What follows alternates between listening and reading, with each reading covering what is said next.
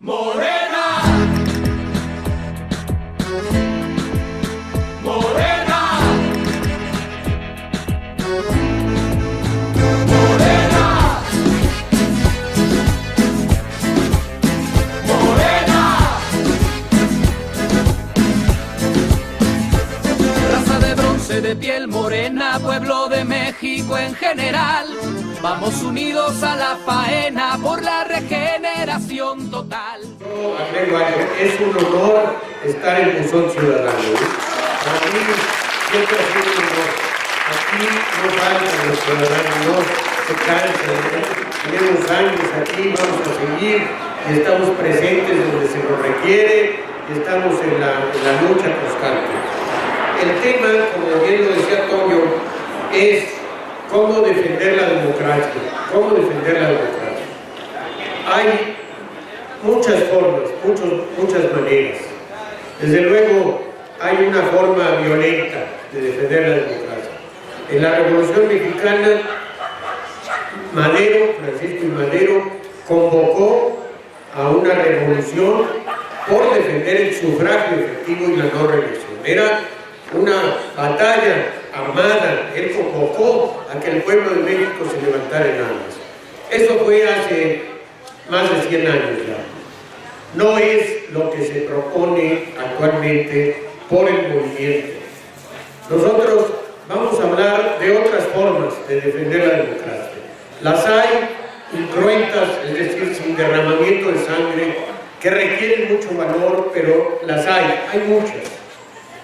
Ahora, ¿cómo? Yo diría, en primer lugar, tenemos que saber bien qué es la democracia.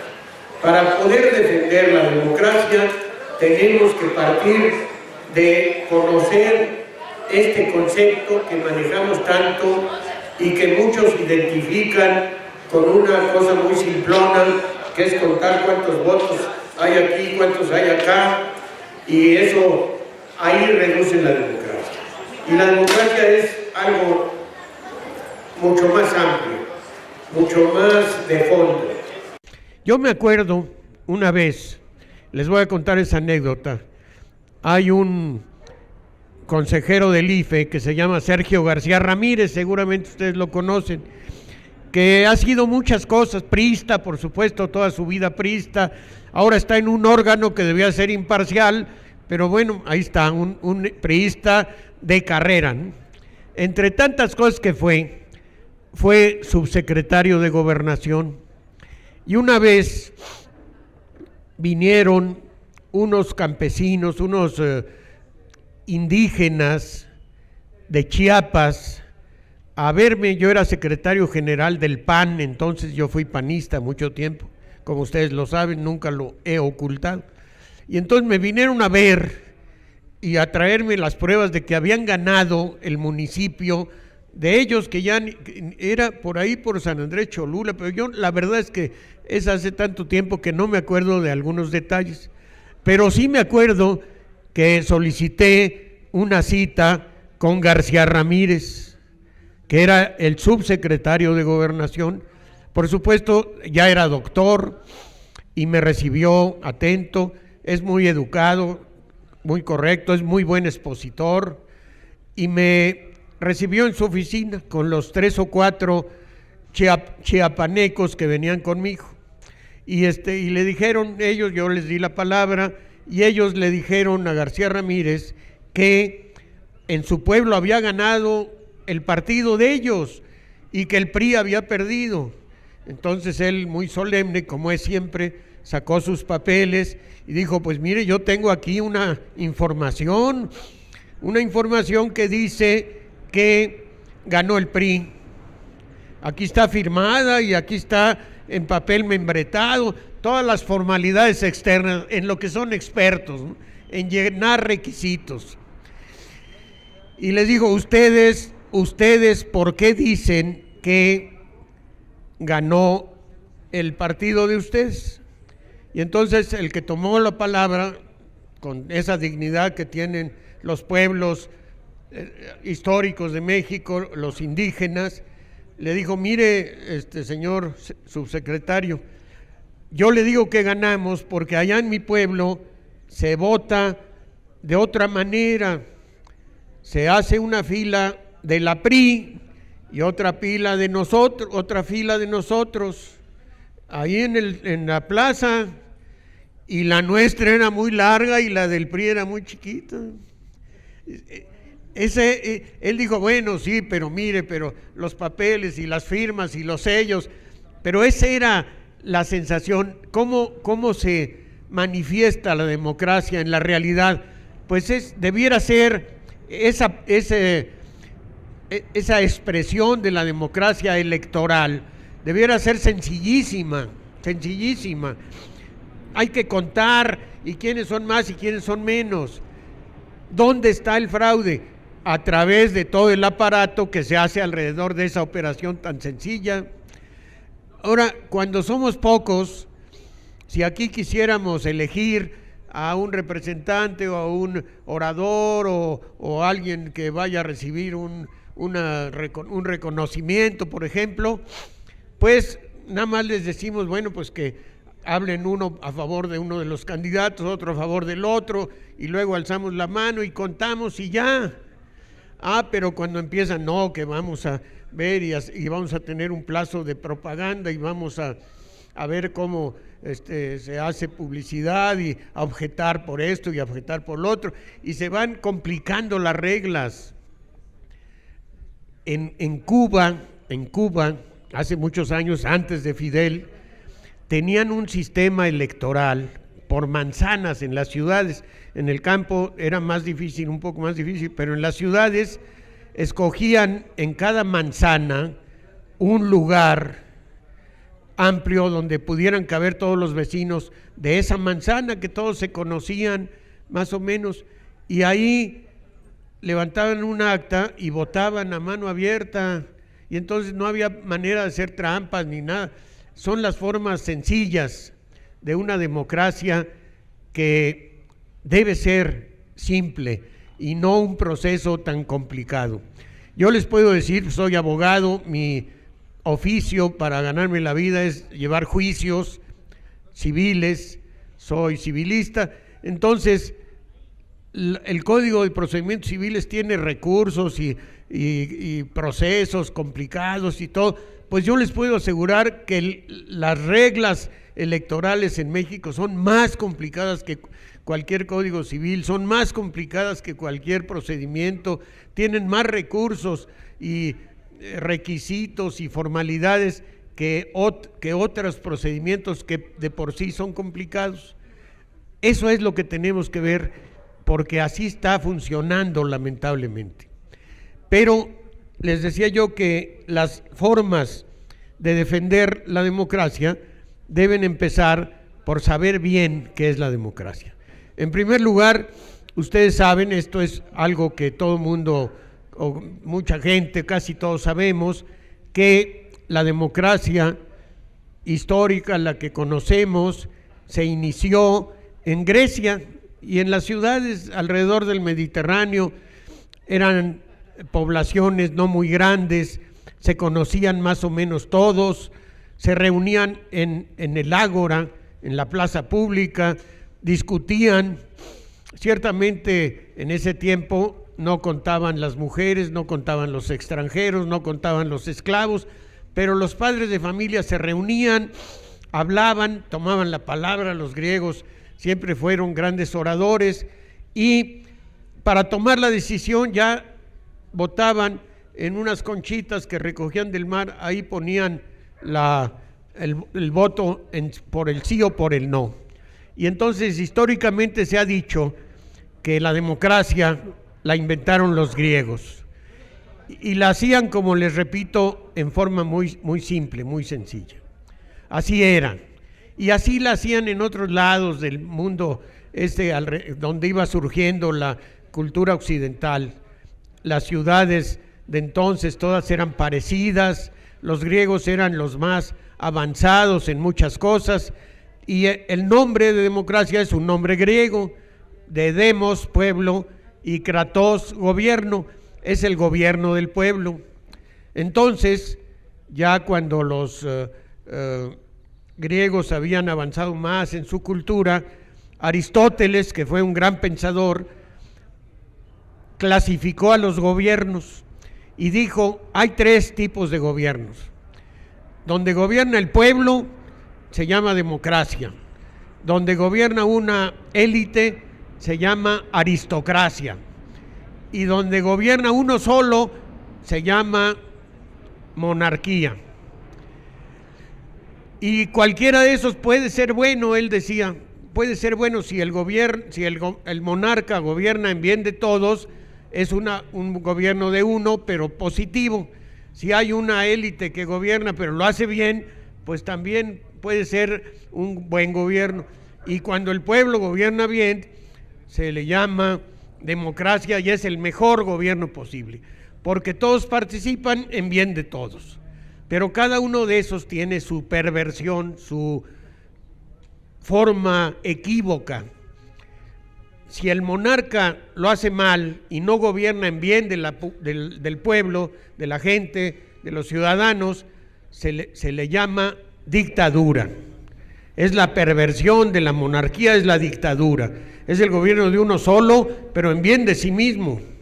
Si la aristocracia gobierna mal, porque no ve por los intereses de la comunidad, se le llama oligarquía.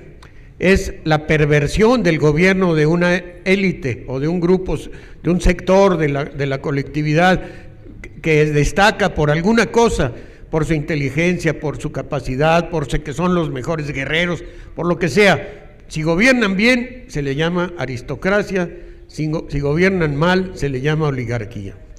Y cuando el pueblo lo hace mal, que a veces también sucede, decía Aristóteles, se le llama demagogia. Es el engaño, es cuando aparentemente el pueblo gobierna, pero en realidad alguien lo está engañando a través de formas tramposas de comunicarse con él. Antes la demagogia era de un personaje o de unos pocos, ahora la demagogia cuenta con mecanismos modernos casi irrebatibles, la televisión básicamente, pero no solo, el cine también, las formas de comunicarse, el radio, pero la televisión es la peor forma de demagogia que pueda haber. Nos lavan el cerebro. Ahora, hoy, estamos todos contentos de que ganó México en el fútbol, pero tenemos que tener también en cuenta la dimensión política de este triunfo, ¿no? ¿Quién es el que hace negocio con el fútbol?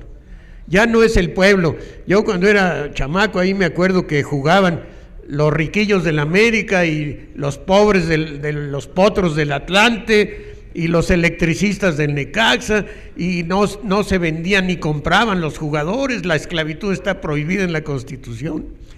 Cada quien jugaba donde quería y jugaban bien también y eran buenos. Estos muchachos ganaron y lo hicieron muy bien, pero además de que a todos nos da gusto, para Televisa es un gran negocio. Es el triunfo de una de sus apuestas, una de tantas, ¿no? Tiene otras, pero el fútbol es una de ellas. Entonces aquí nos encontramos, como en muchas cosas, con una situación que tiene 2 facetas, la positiva, pero también la negativa. Ya Julio Hernández en Astillero ha estado diciendo que si gana México, ya lo dijo desde hace varios días, es muy probable que aprovechen esta euforia y esta distracción. Todo el mundo va a estar viendo y repitiendo los goles una y otra vez y 1000 veces, y van a aprovechar esta distracción y esta cierta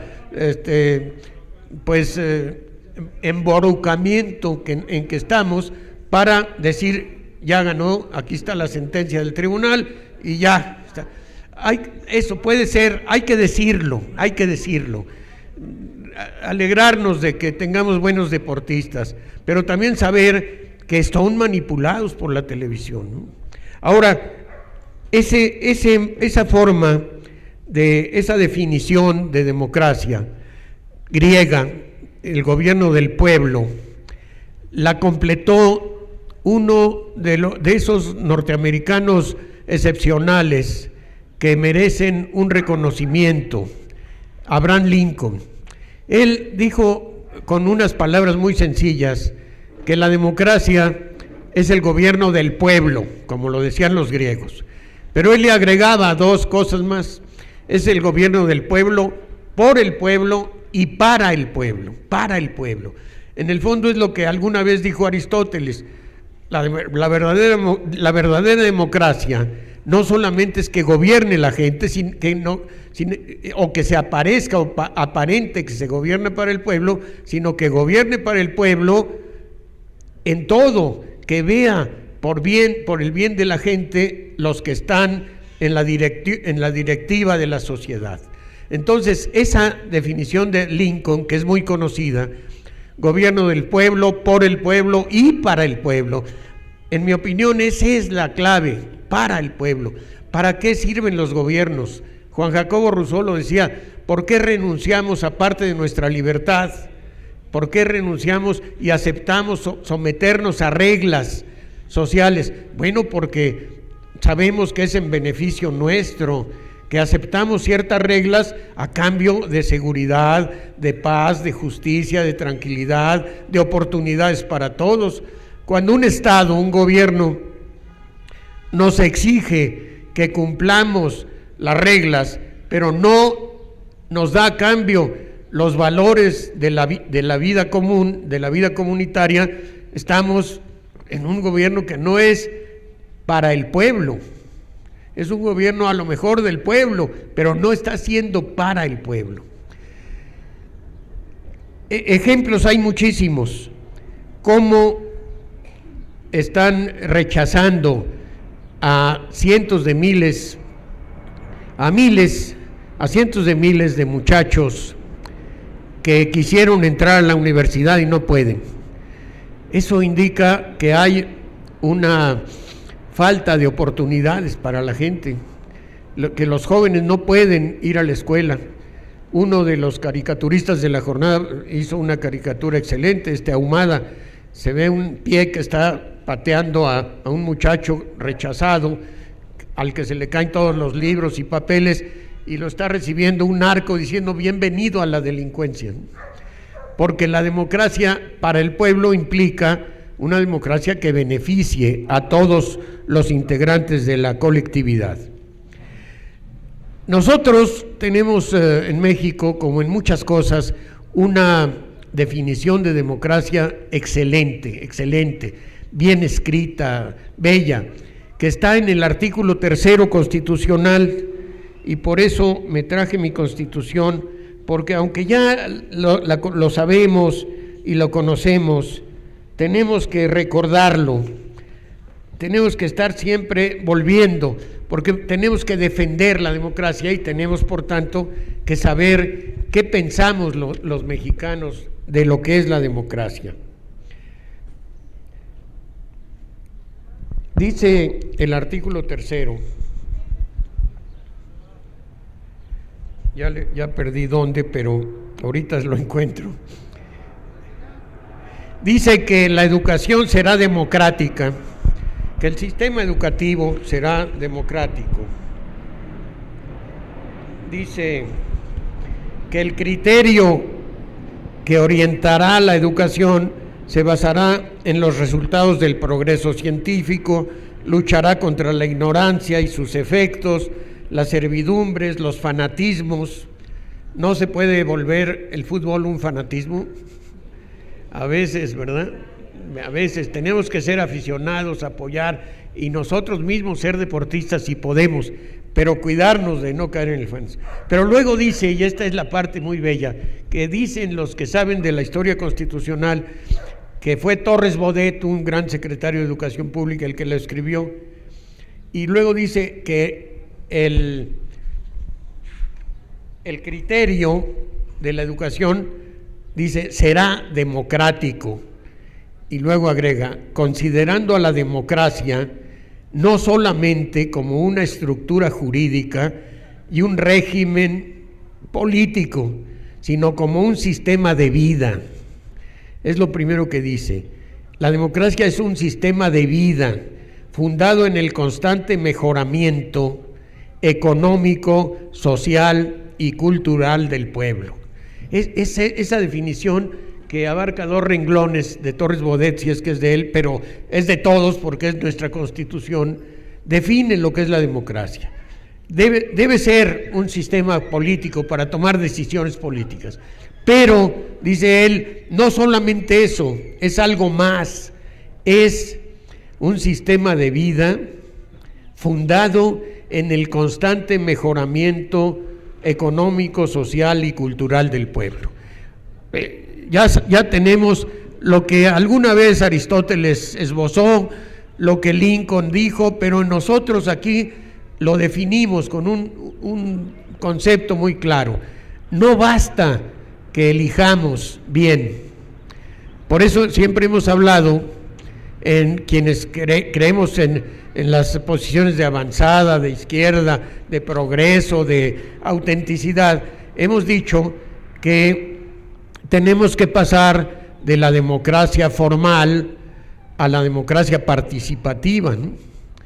Porque quedarnos nada más con una democracia en que cada 3 años se cruza una boleta y se echa a la urna, no es nada. Ya luego pueden hacer lo que quieran, pueden, como lo han hecho.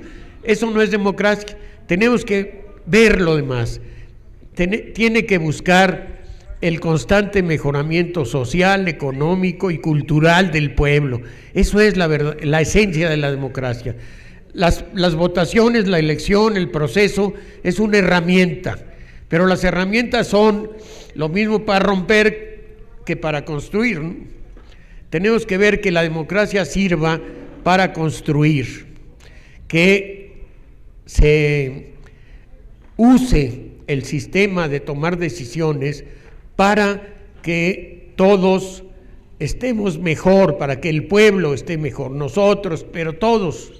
Y aquí no, aquí la verdad es que la simulación de la democracia en que vivimos ha sido para que unos cuantos, dicen los estudiosos que el 1% tiene todo, es dueño del país, de las grandes empresas, de las acciones, de los bancos, de los aviones, de los barcos, del dinero, de todo, disfrutan de todo. Y el otro 90%, ahí está la clase media y la clase pobre y los pobres más pobres, en el otro 99%. Eso no puede ser democracia, no puede ser. Por supuesto, eso no lo vamos a defender. La pura formalidad, llenar requisitos, llenar papeles, ponerle sellos y timbres, no es suficiente. Tenemos que buscar la defensa de una democracia auténtica, verdadera.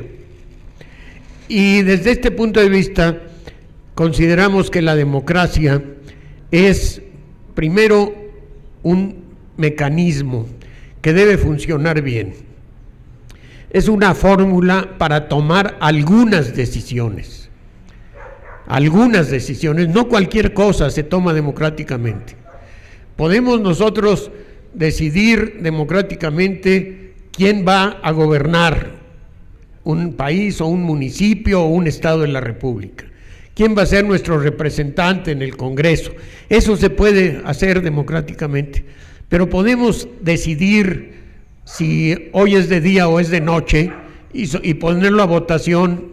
Claro que no. Sería absurdo decir, a ver, los que crean que es de día, alcen la mano. Sí, pues no, hay cosas para las que no sirve la democracia, para las que no sirve.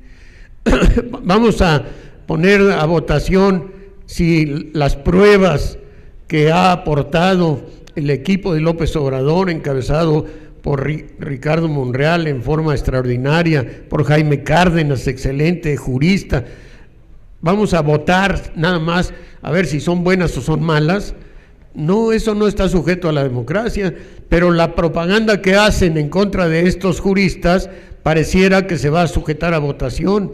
Ahí están las pruebas, ahí está acreditado que el gasto de campaña de Peña Nieto fue más de 10 veces el tope. Bueno, eso no se puede decir. A ver, los que estén de acuerdo en que Peña Nieto ganó bien y los que estén de acuerdo en que ganó mal, no, eso no se ve, ahí está, por eso hay un tribunal, luego hablamos de él, pero el tribunal debe sopesar el valor de las pruebas.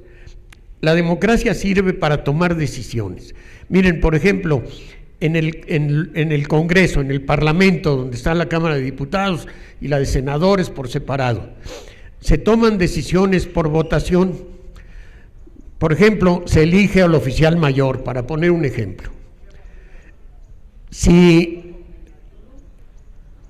se elige al presidente de la Cámara de Diputados, al que va a estar presidiendo, pero a mí me consta, porque he sido diputado, les pasan a los del partido mayoritario, y a lo mejor ahora a todos, yo ya no sé porque hace mucho que no soy diputado, pero les pasaban una boletita ya llena, impresa, para que no pudieran votar de otra manera.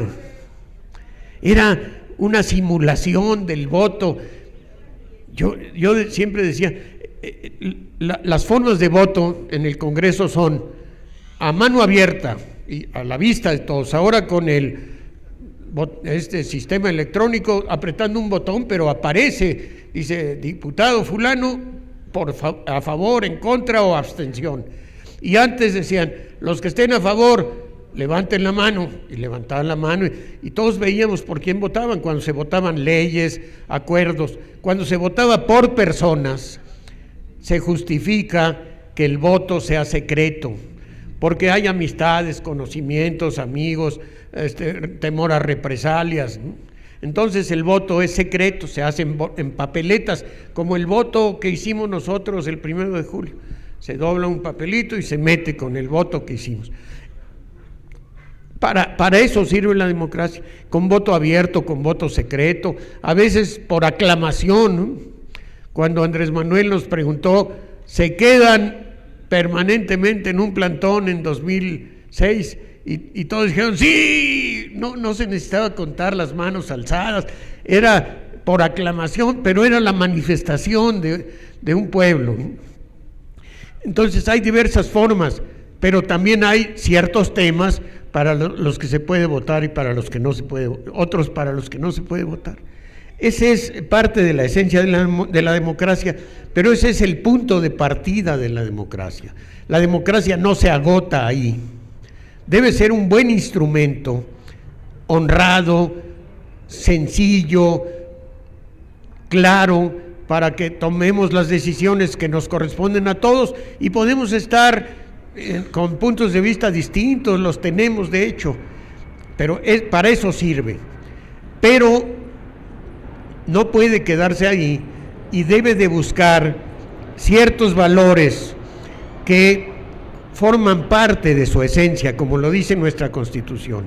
Debemos elevar la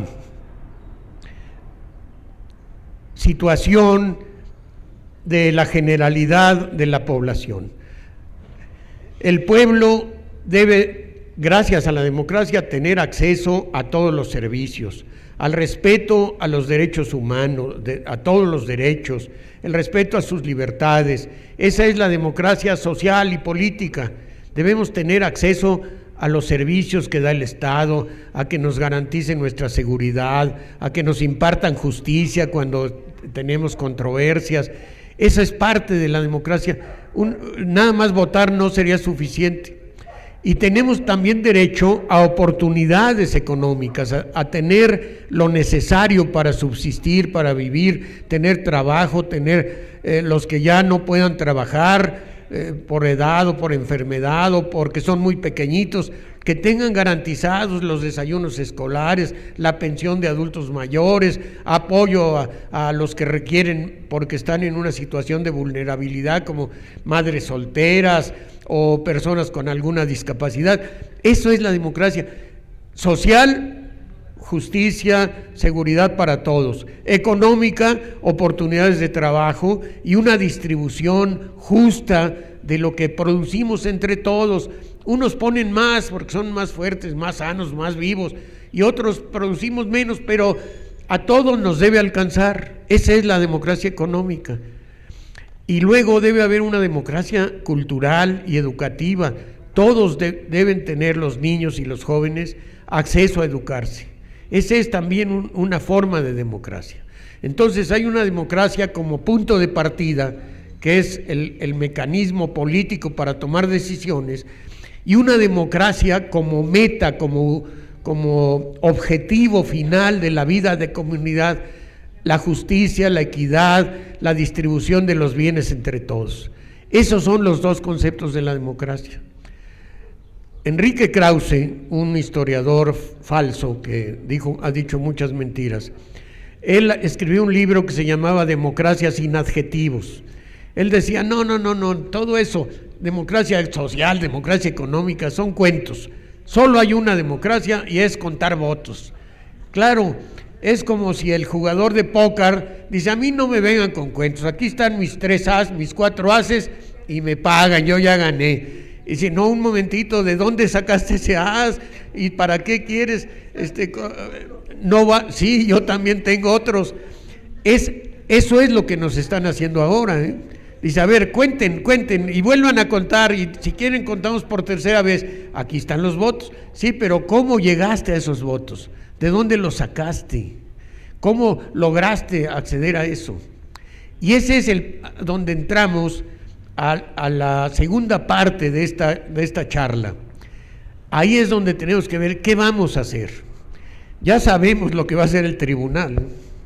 El presidente del tribunal es amigo y protegido de Fernández de Ceballos, es el presidente del tribunal, muy amigo y protegido y favorecido por el enemigo más declarado de López Obrador, que es porque le dijo en su cara y porque se lo demostró que era un impostor, que era un farsante, ¿no?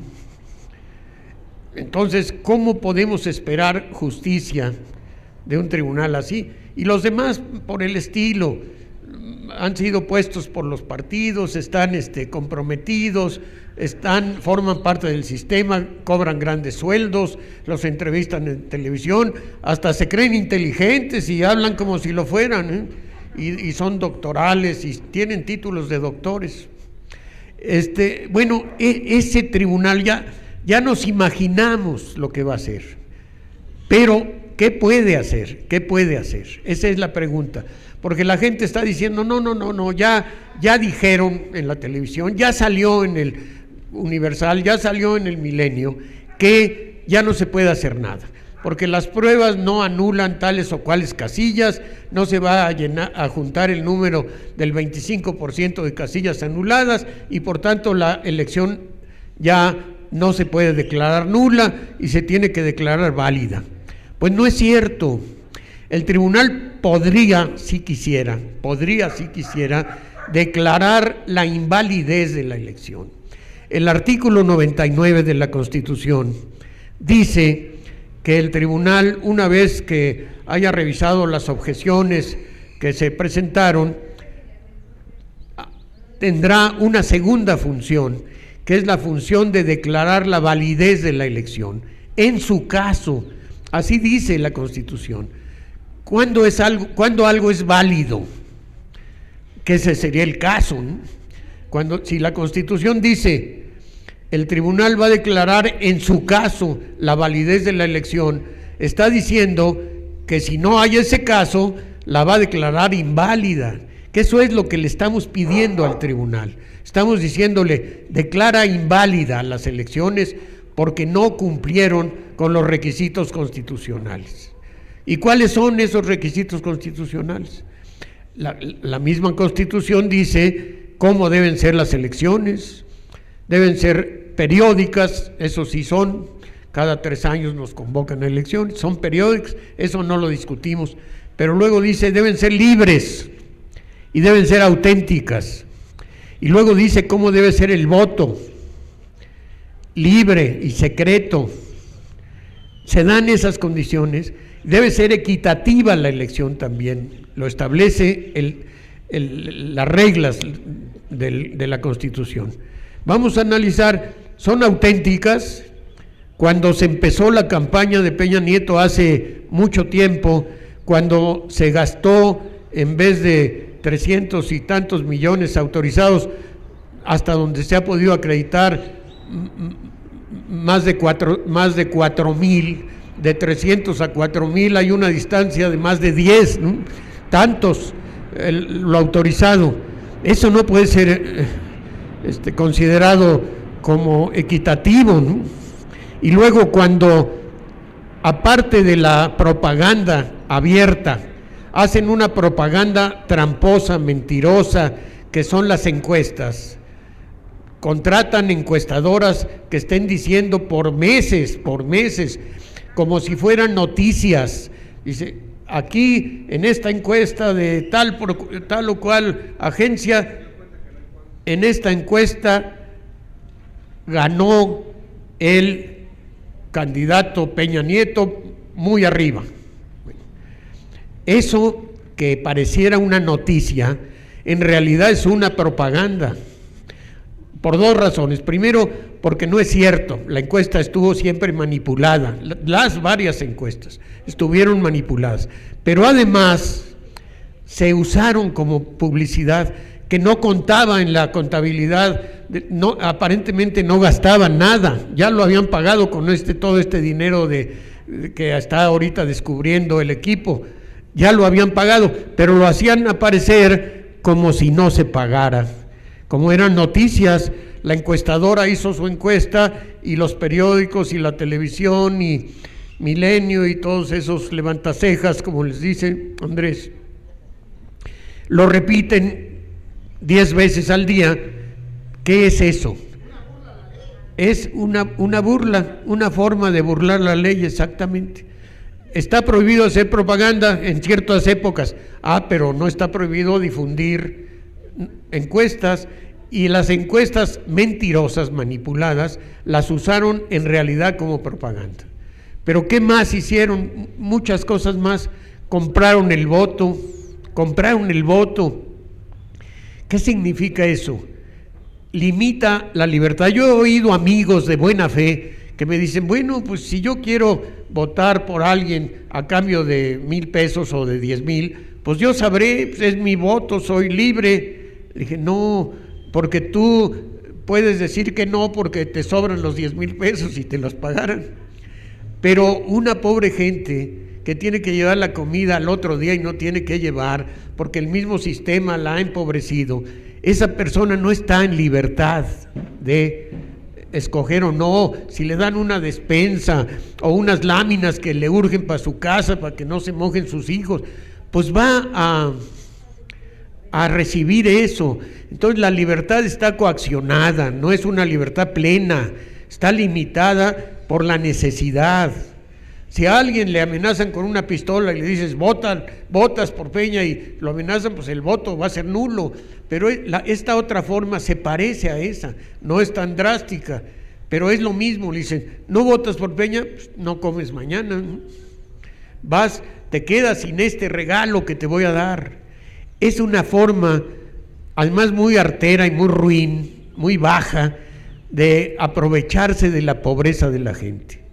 Entonces no fue libre, no fue auténtica, no hubo equidad y luego tampoco hubo secreto del voto.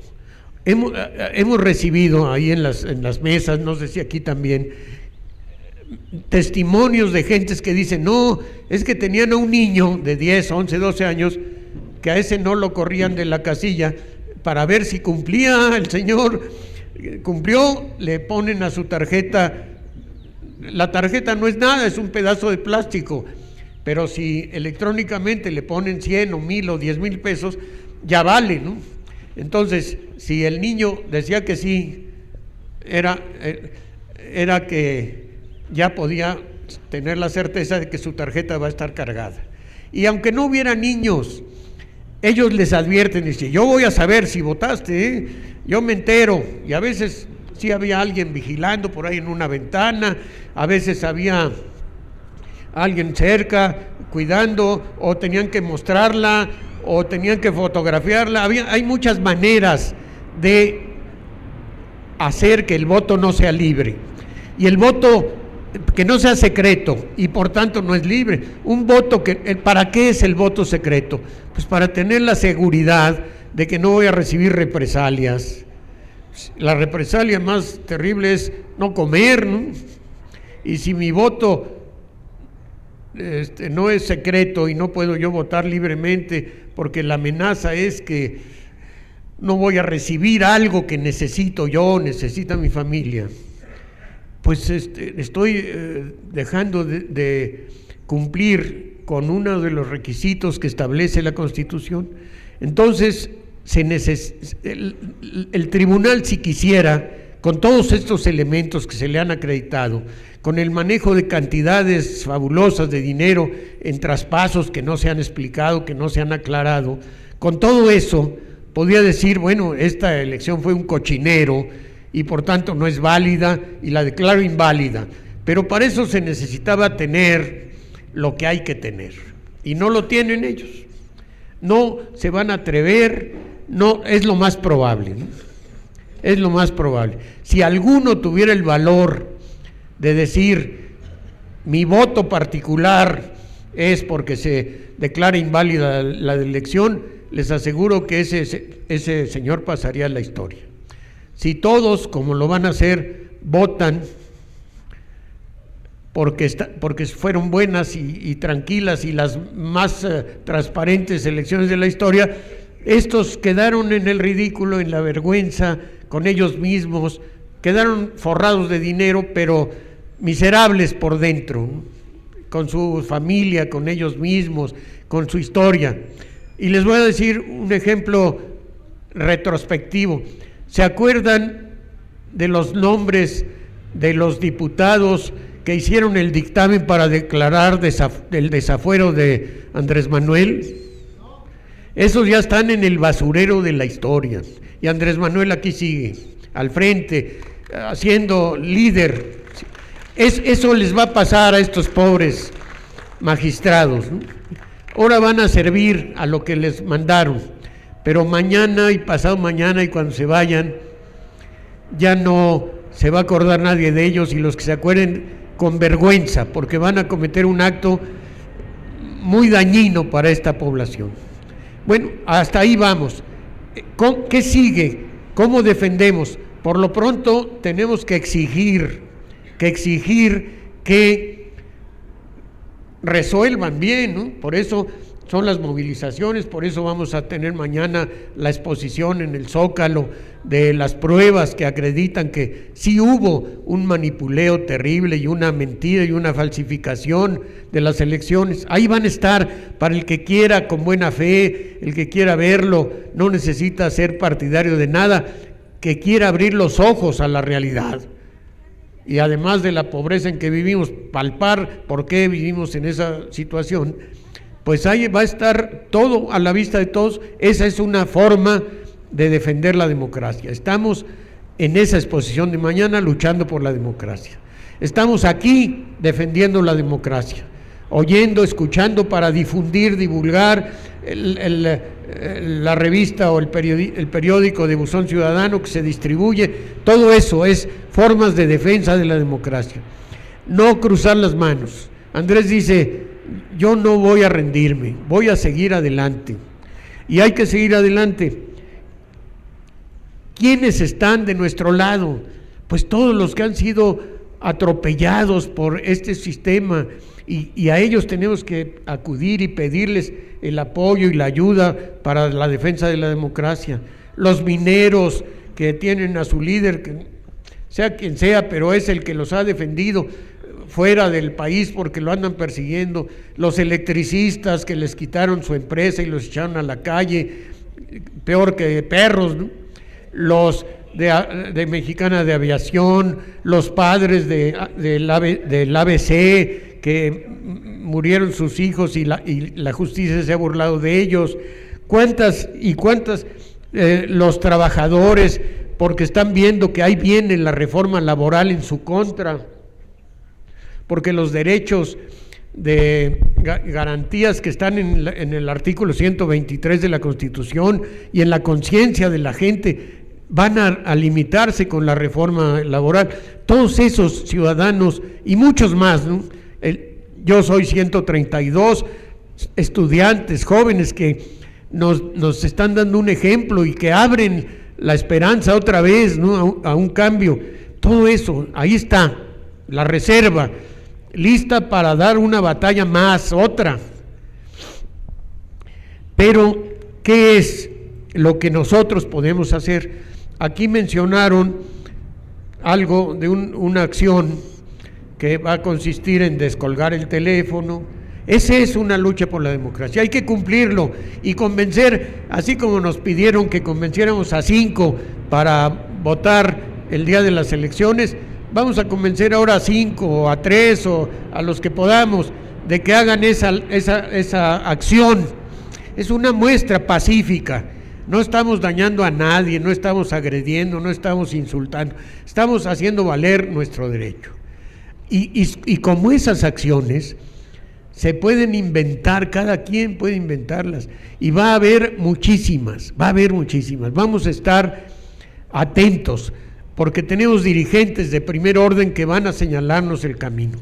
Entonces, por ahí, como lo hizo Gandhi, como lo hizo Luther King, como lo hizo en México, que lo desconocemos a veces porque la historia ha sido muy manipulada, pero también lo hicieron la Liga de la Defensa Religiosa, en el conflicto religioso antes de la Guerra Cristera.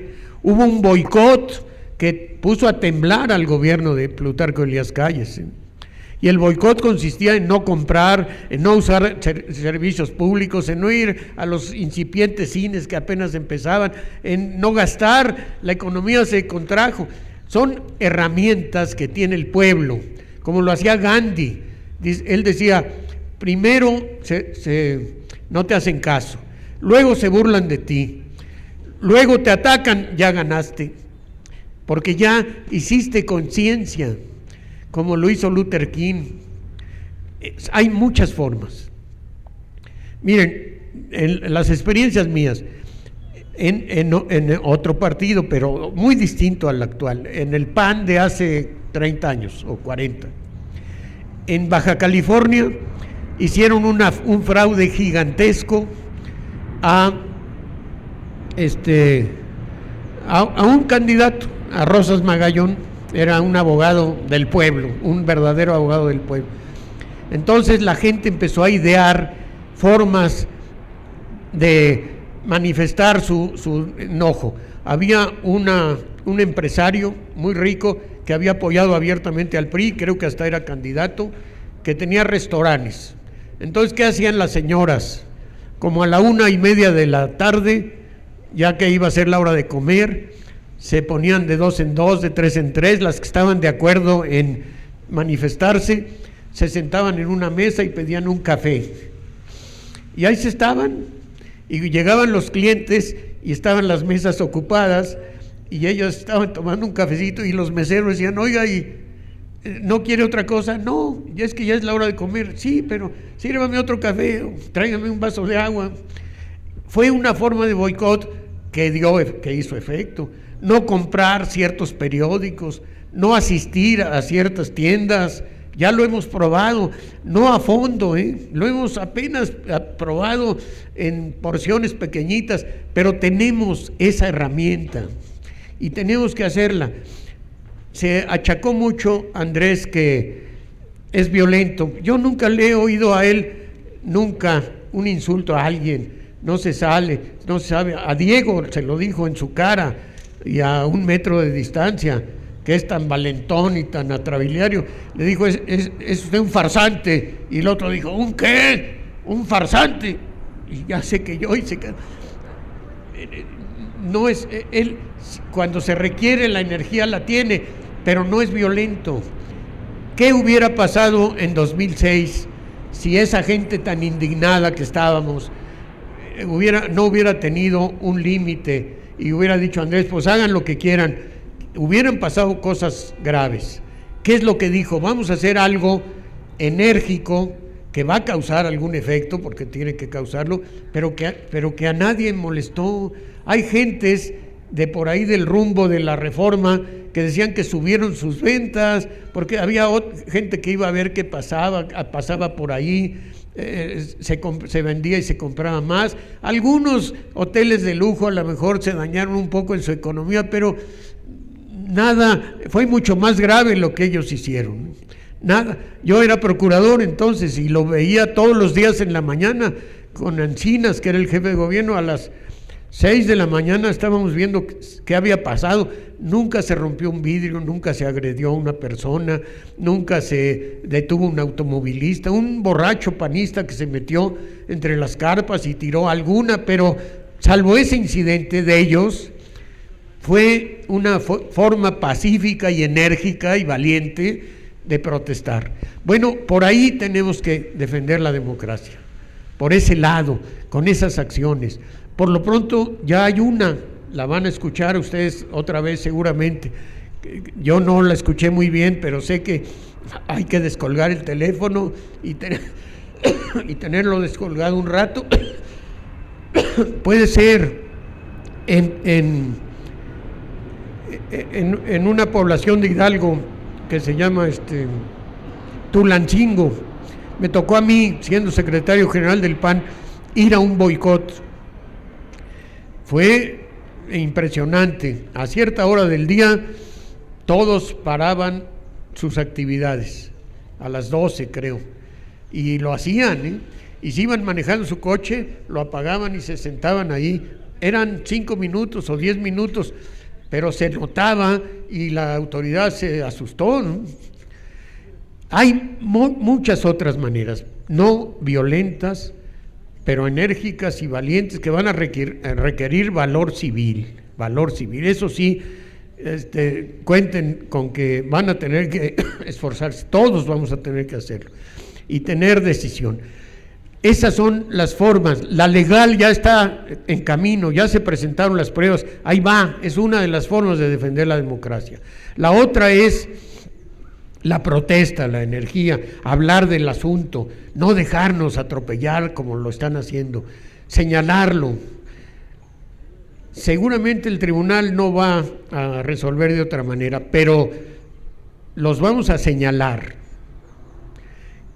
¿Quién sabe los nombres de los que resolvieron hace 6 años en contra de Andrés? Pues ya nadie, por ahí andan. Me encontré a uno que es magistrado de un tribunal, agachó la cabeza para saludarme, le daba pena, que no tuvo las agallas para decir yo voto así, en contra, y decían que él iba a votar en contra. Y no lo pudo hacer, lo amenazan, le advierten, están demasiado apegados a sus bienes y no se atreven. Entonces, ¿cuántas formas? Muchísimas. Vamos a emplearlas. Yo no les puedo decir cuáles, y además no sería estratégico adelantar. Vamos a ver lo que nos vayan diciendo nuestros dirigentes. Ya creo que me pasé de la raya un poco, pero estamos en eso. ¿Qué sigue? Pues vamos a estar atentos. Tenemos una dirigencia que no se rinde. Ricardo Monreal ha demostrado capacidad. A un tipo como Marín lo puso en su sitio ahí en el debate frente a frente, ¿no? Así es que hay que seguir, y nosotros también, sin pelearnos, sin insultar a nadie, vamos a decir lo que estamos escuchando aquí y lo que vimos y lo que vemos en el periódico. Comprar La Jornada, porque es un periódico que está diciendo la verdad.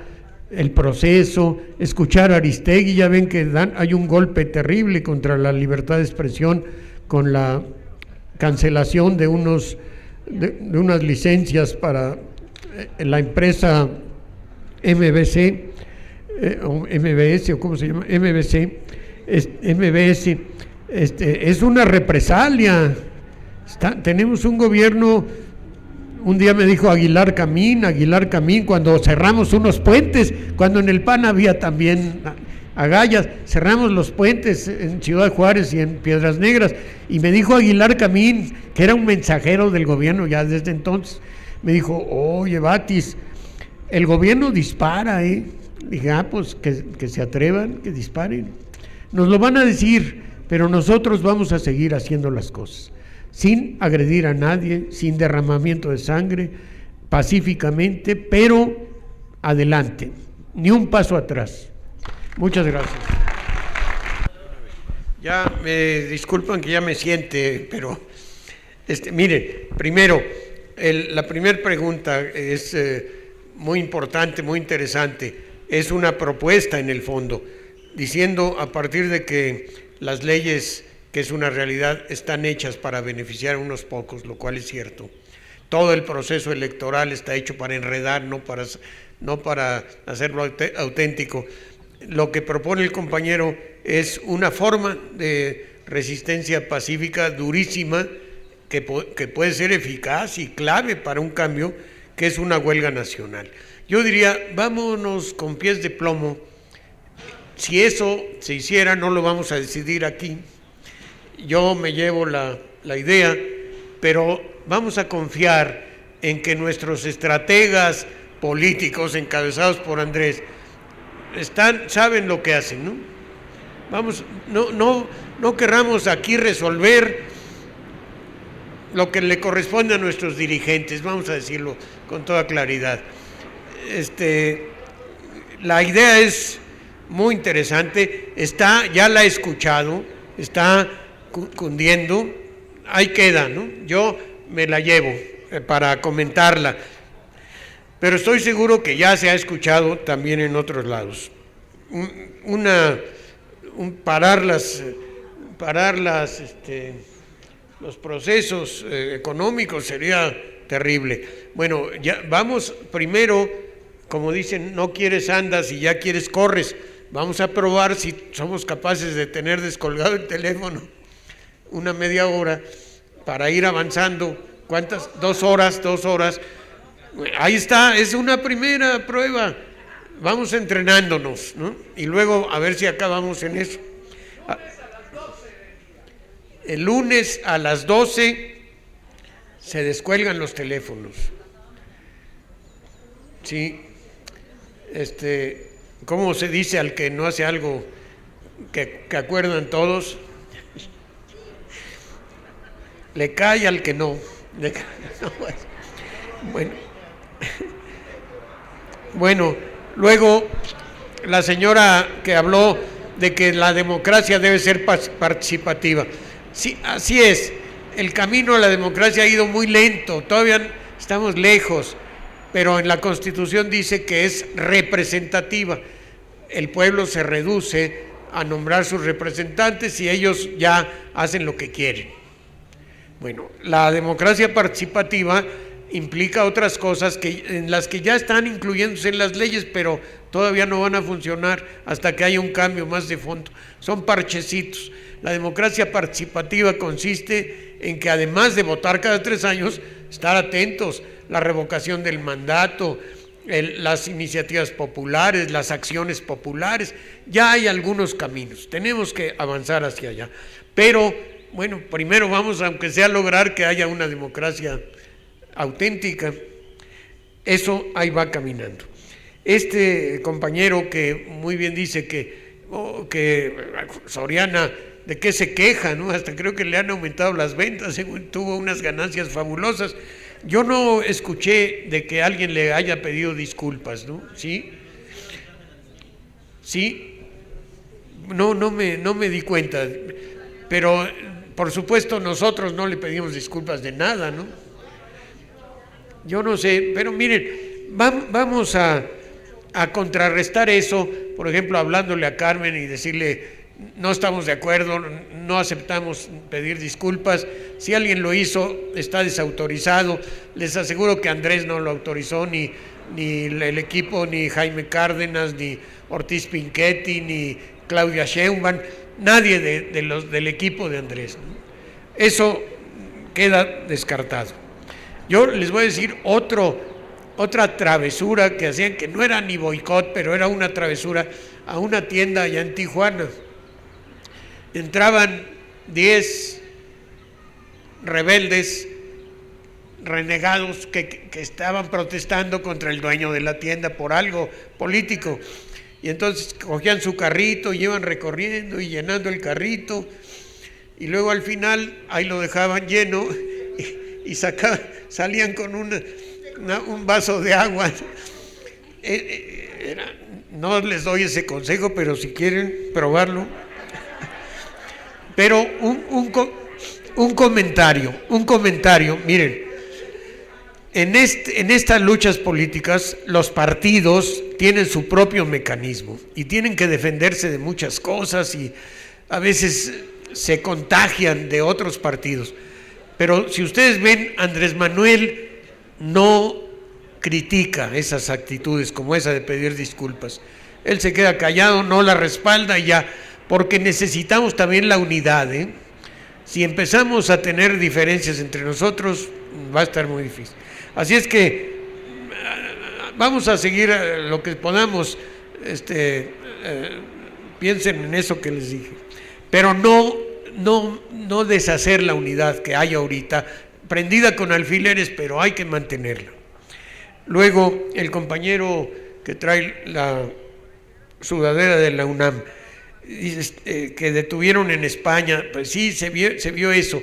Ya empezaron a correr porque ahora tenemos, gracias pues a la tecnología y también a la inquietud de los jóvenes que manejan muy bien la tecnología, ya corrió por todas las redes sociales, como les llaman, la noticia de que gente muy cercana a Peña estaba entre los detenidos. Los medios no lo van a decir. ¿Por qué? Pues por lo que hemos hablado aquí, los medios son de ellos, salvo unos pocos, son parte del sistema. Entonces, ¿cómo lo contradecimos? Como usted hizo bien en decirlo aquí, a los que no lo sabían, yo lo había escuchado, otros no lo han escuchado, mandarlo por las redes, decir, a ver, ¿por qué se callan con esto? Entonces, es cierto, vamos a seguir por ahí, porque los periódicos y las televisoras mucho menos, no tienen ética, no tienen reglas éticas. Su única finalidad es ganar y tener poder. Y a eso van.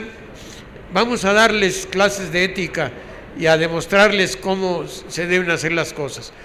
Ya no necesitamos tanto de la televisión, ahora con los Twitters y el Facebook y otros que ni me sé sus nombres, pero que por ahí andan. Y nuestra propia voz vamos a difundirlo. Y ya son las preguntas. Seguimos con la nueva gracias. Es que con estas preguntas, especialmente la de Rosy, pues casi implicaría echarnos otra media hora, pero no, les prometo que ya no. Voy a empezar por la de Eugenio Franco, que hizo una mención de lo que logró la candidata aquí Leticia Varela y otras candidatas de los partidos. Ellas están haciendo su trabajo, su papel es participar y todo. Les puedo decir que yo me quedé admirado de que Leticia Varela, Leti, como le dicen todos, alcanzó más de 90,000 votos en esta delegación. Hace 3 años que yo jugué aquí, alcancé un poco más de 40,000 y ella más de lo doble. Claro que la candidatura presidencial arrastra mucho, y se aumenta, las elecciones intermedias son menos participantes, hay menos participantes, pero fue un gran esfuerzo de Leti, ¿eh? Entonces está bien que recordemos aquí y que se reparta el volante, que sepa ella que nosotros seguimos también, ¿no? Y no nos rendimos, que ella tampoco se vaya a rendir si el tribunal no resuelve a su favor, que siga adelante y reconocemos el esfuerzo que hizo. Y luego el compañero que al final habló de las elecciones y cómo son una herramienta para bloquear en vez de para ayudar, y principalmente este acontecimiento que tenemos que combatir. Lamentablemente dan garrotazos, esto de MBS es una canallada muy grande, ¿no? Porque a unos empresarios, que son empresarios ciertamente, que tienen muchas estaciones de radio y otros negocios, les están arrebatando un patrimonio, no por razones de justicia, ni de para que se distribuyan más, ni le van a dar esas bandas que dicen que valen muchísimo a la universidad o a los pueblos, a las comunidades. No, se las quieren dar a Televisa, como muy bien dijo el señor. Entonces tenemos que protestar también contra eso, también es otro agravio que se aumenta, hay que contestar. Y luego las dos intervenciones que quiero juntar en una respuesta, la de la señora, ¿cómo se llama? Catalina, que se acuerda de que estábamos, pues es cierto, tenemos que estar siempre en la lucha, siempre. Y la pregunta de Rosy, si viene el atropello que ya vemos venir, ¿vale la pena mantenernos en estas reuniones? Hay que reflexionar muy bien las dos cosas. Primero, ciertamente hay cosas predecibles, como que el tribunal va a resolver diciendo que son válidas las elecciones. Pero hay cosas impredecibles, como lo que sale hoy en la jornada y que aquí lo mostraron, y como lo que ha estado sacando Monreal, pruebas que nos las llevan las gentes indignadas, que no, por no perder su trabajo ellos no pueden hacer la denuncia, pero saben que nosotros sí y nos la llevan. Y puede haber otras cosas nacionales, internacionales. Entonces, sea como un círculo de estudios, sea como una célula de acción, mi opinión es que debemos mantener estas reuniones, estar preparados, estar prestos para lo que venga, no sabemos qué viene. Y si ya nos dispersamos, va a estar más difícil reunirnos. Entonces, la respuesta es, tenemos que estar listos, no sabemos qué venga. Para protestar, si lo único que podemos hacer en ese momento es protestar, pero también para hacer la resistencia civil pacífica, si podemos hacerla, sí, necesitamos mantenernos unidos y juntos.